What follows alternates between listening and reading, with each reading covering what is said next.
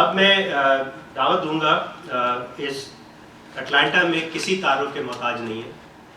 Doctor شاہد رفیق جو ہے وہ جہاں جتنی بھی ادبی تنظیمیں ہیں میرے خیال سے ان سب کے بانیوں اور سرپرستوں میں ان کا نام شامل ہے. اس کے علاوہ نہایتی شفیق اور انسان دوست آدمی ہیں جو ہر کسی کے آڑے وقت میں کام آتے ہیں اور بہت ہی بہترین انسان ہیں. اور آج جو یہ مقالہ پڑھ رہے ہیں یہ ایک ترجمہ ہے. یہ عورت کی تخلیق پہ کوئی میرے خیال سے 3000 سال پرانا کوئی نثر پارہ ہے جس کا اردو ترجمہ شاید میں پڑھیں گے. بھرپور تعلیم ہے شاید. مردوں پہ کسی نے کچھ نہیں لکھا. مردوں کے بارے میں ہمت نہیں. مردوں کی تخلیق ابھی تک ہوئی نہیں. سنسکرت کی ایک قدیم کتاب پنچ تنتر سے ایک انتخاب. ترجمہ منشی محمد ابراہیم بیجا پوری. آغاز آفرینش میں خلاق دو عالم نے جب عورت کو پیدا کرنے کا ارادہ کیا تو معلوم ہوا کہ سارا مسالہ تو مرد کو پیدا کرنے میں کام آ گیا. عورت کو بنانے کے لیے عالم اعجاز میں کوئی چیز اعتبار کے لائق نہیں. بڑے غور و فکر کے بعد یہ تدبیر کار یزدان ازل کے ذہن میں آئی کہ چہرے کی شکل تو چاند سے لی جائے اور خمِ ابرو ہلال سے.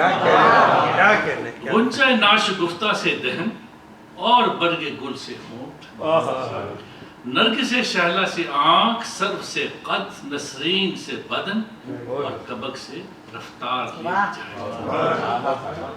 شب تار سے بالوں کی سیاہی اور درازی شب ہجراں سے بالوں کی درازی لے لی جائے.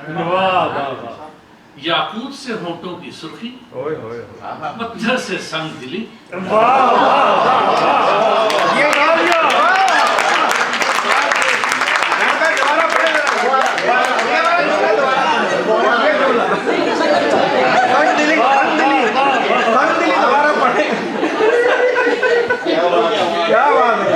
کچھ لوگ کہہ رہے ہیں بس کیجئے اور کچھ لوگ کہہ رہے ہیں دوبارہ کیجئے.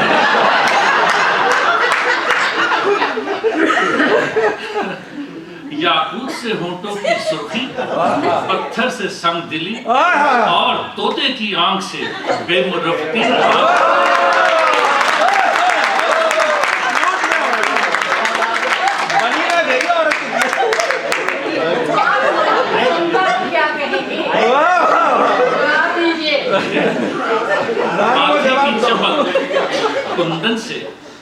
ماتھے کی چمک کندن سے اور دانتوں کی دمک موتیوں سے لے لی.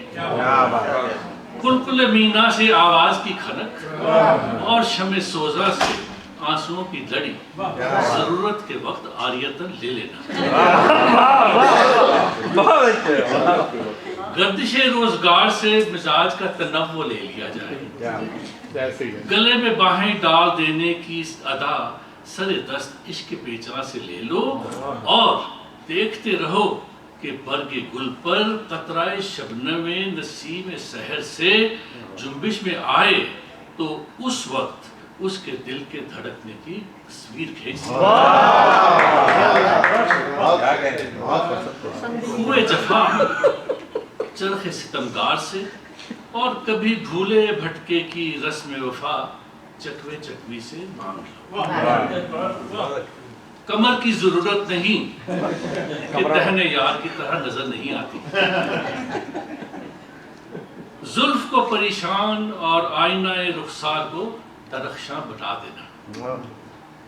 زبان کے لیے سوسن کی قلم کینچی سے کاٹ کر لگا دینا. بہت اچھے. یہ بھی پنچ لائن. لڑکپن کی اٹکیلیاں بلی کے ان بچوں سے جو پنجوں سے ناخن نکالنا اور چھپانا سیکھ گئے ہوں لے لینا اور خود اپنے بچوں کی حفاظت میں جان پر کھیلنے کے تیور شیرنی سے لو. اداؤں میں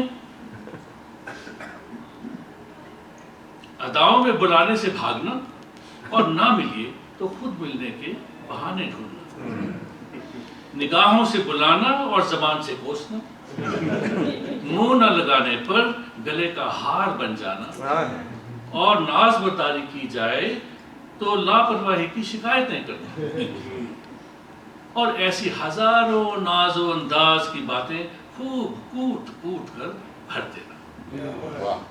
غرض ایسے ہی اجتماع ضدین سے عالم اعجاز کے نسخہ نویسوں نے یہ معجون مرکب یعنی عورت کو بنا کر مرد کے حوالے کر دیا۔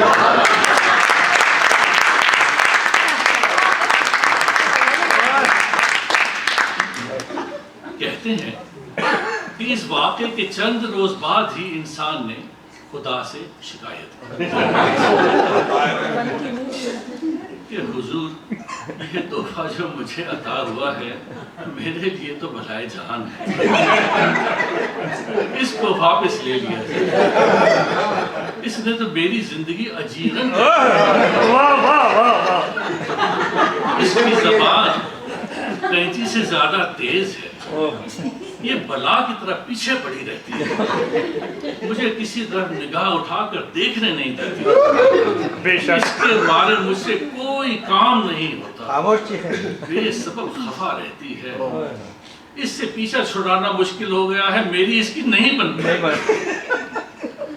حکم ہوا کہ اگر تمہاری اس کی نہیں بنتی تو اسے یہاں چھوڑ جاؤ۔ 2-4 دن ہی گزرے ہوں گے کہ حضرت انسان پھر خالق کے پاس حاضر ہوئے اور عرض کی، پروردگار جب سے عورت چھوٹی ہے بڑی تکلیف ہے، رات دن اسی کا خیال رہتا ہے، گھر اجڑ گیا، زندگی کا لطف جاتا رہا، شب تار میں وہ چاند سا چہرہ رہ رہ کر یاد آتا ہے، پریشانیوں میں زلف پریشان کا خیال جو بن جاتا ہے تو پہر و نیند اچٹ جاتی ہے۔ ارشاد ہوا کہ عورت کو تم ہی چھوڑ گئے تھے نا، چاہیے تو واپس لے جاؤ۔ کیا دیکھتے ہیں کہ دوسرے تیسرے دن حضرت انسان پھر خدا کے پاس یہ عرض لے کر پہنچے کہ بندہ درگاہ کچھ عرض نہیں کر سکتا، بور کے لڈو کا سا حال ہے کہ کھائے تو پچھتائے۔